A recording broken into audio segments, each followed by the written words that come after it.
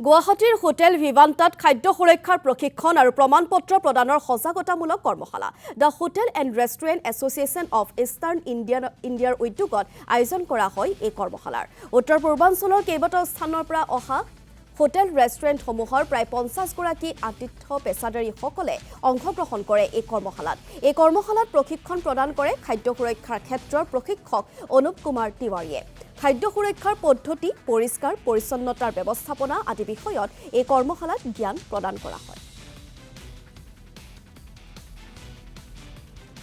আমি actually hotel restaurant association of Eastern India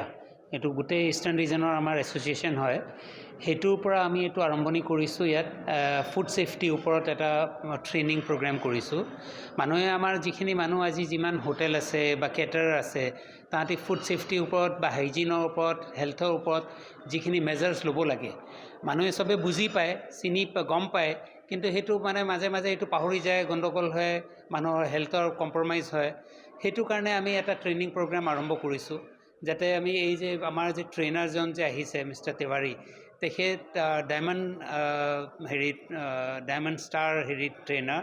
আৰু তেখেতে আহি গোটেই হোটেলিয়াৰবোৰক মাতি নি পেলাই বুজাব যে কেনেকৈ তাহাঁতি কি একশ্যনছ ল'ব লাগে কি ধৰণৰ ডুজ এণ্ড ডোণ্টছ কৰিব লাগে যাতে আমি হেল্থ এণ্ড হাইজিনটো ভালকৈ মেইনটেইন কৰিব পাৰোঁ এণ্ড আমি সঁচাকৈ এইটো মানে গভৰ্ণমেণ্টৰ ফালৰ পৰা আমি বহুত থেংকফুল আমাৰ state government is taking so much of support and they are giving so much of support and they are taking so much of measures আমাৰ এফালে আমাৰ GMC GMDA তেখেতসকলে ইমান আমাক এনকাৰেজমেণ্ট দিছে আমি এই আৰম্ভণি এইটো এটা আমি এনেকুৱা এই অনুষ্ঠানটো আৰু আমি ভৱিষ্যতো কৰি থাকিম আমি তেনেকৈ বিচাৰিছোঁ যে আমাৰ গুৱাহাটীৰ পৰা কৰি আৰম্ভ কৰি গোটেই অসমত আমি কৰিম জায়গায় জায়গায় যেন ডিব্ৰুগড় যোৰহাট নগাঁও